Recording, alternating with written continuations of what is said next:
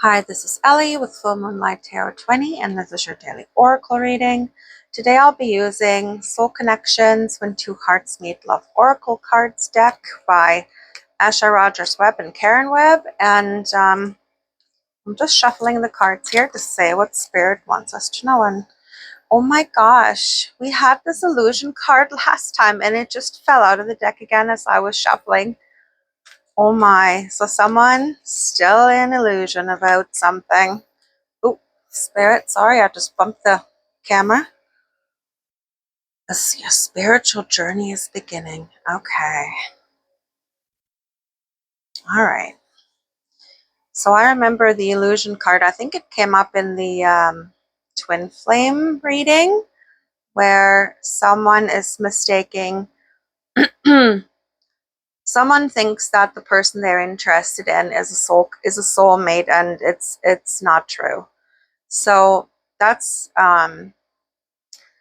sometimes we put people on a pedestal, and it can be it can be heartbreaking because eventually you realize that this person is just a person and they disappoint you in some way.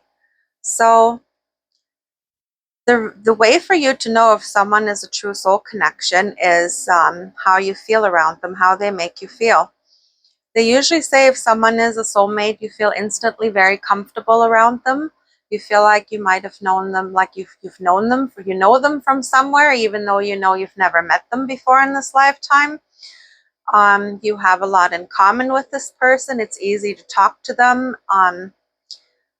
They tell you that you don't really feel the butterflies and the nervousness that you would feel around somebody that you've got like an intense crush on. You won't feel that with a soulmate. You instantly feel comfortable. They feel it's almost like, yeah, like you've been together with them in a past life, and you can feel that if you're very perceptive to that kind of energy. So that's how you know if the person you're interested in is a soul connection or not.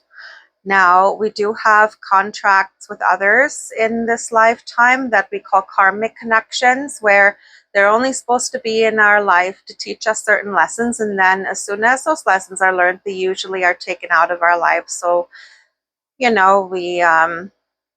the relationship or the friendship ends, or, there's some kind of separation, and you usually don't see them again unless they come back down the road to teach you another lesson, or to see whether you actually have learned that lesson with them, or if you're going to fall back into the same trap. So now we have your spiritual journey is beginning.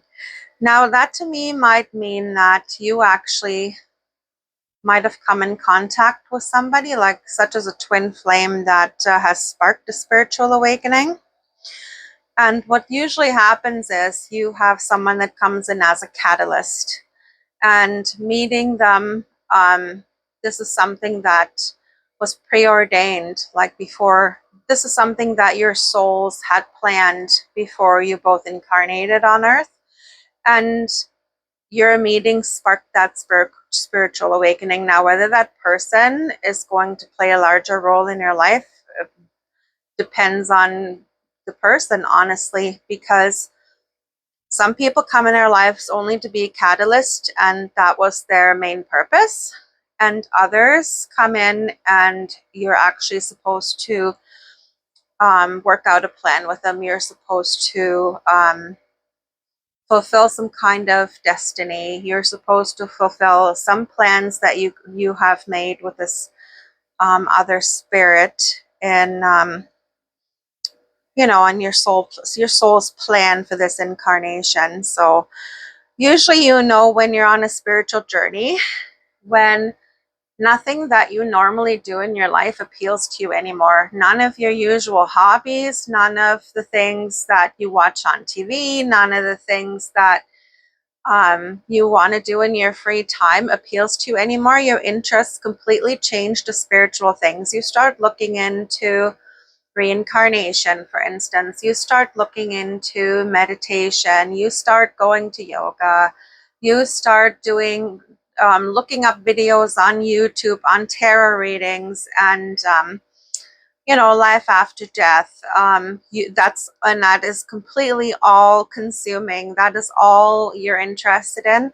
And you find that a lot of people that you were friends with, that were in your circle, you don't resonate with them anymore because they have stayed the same and you are changing. So when you start becoming interested in spiritual things, you start uplifting your spirit, you start vibrating at a higher frequency, and that means that the people who have lower frequencies are repelled by you, and you will find that a lot of people drop out of your life, and it's kind of sad, and you might feel sad for a time, but then you realize that it was for the better, because now people can come in that actually vibrate at the same frequency as you, that have a lot in common with the new you, and yeah, they can teach you new things and support you on this journey, because a spiritual journey is they're kind of hard. Like, you're faced with a lot of your shadow. You're faced with your childhood wounds, traumas, anything that you've brought in from a past life. You're working through karma with other people. Yeah, like, and you're very isolated during this time too.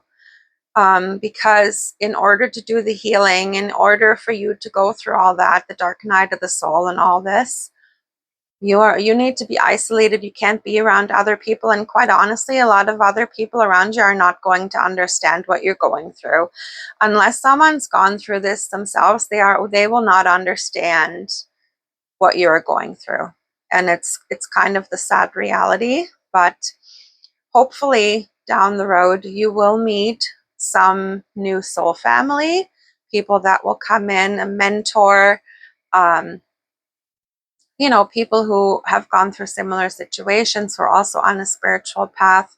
And you guys, you can uplift and support each other, and that's a beautiful thing. So don't be sad what you're losing, and look forward to what you're gaining. You're going to be a completely different person by the end of this. Not that there is an end to this, because I feel like once you start a spiritual journey, you will be on the spiritual journey for the rest of your life. But you are becoming a completely different person. You're healing all the things that have bogged you down and weighed you down through this lifetime and through many past lifetimes. And a lot of us have actually come in to break some karma that runs in the family line, your ancestral karma. And they also call them curses, but I don't really like the word curses. It's just some negative. It's just some traits that the family has carried over for generations that have impacted them in a negative way. And you're here to break these. And good for you. I mean, but you've taken on a lot in this lifetime. It can be very heavy. It's very hard, especially if you feel like you don't have any supports and nobody understands. If you are going through this at this time, please feel free to reach out to me, Full Moon Light Tarot at 20@gmail.com, or leave me a DM, write a comment, and maybe if you need some support, you can reach out and we can have a chat. And this feels complete. I will leave it here, and we will talk tomorrow. Love and light.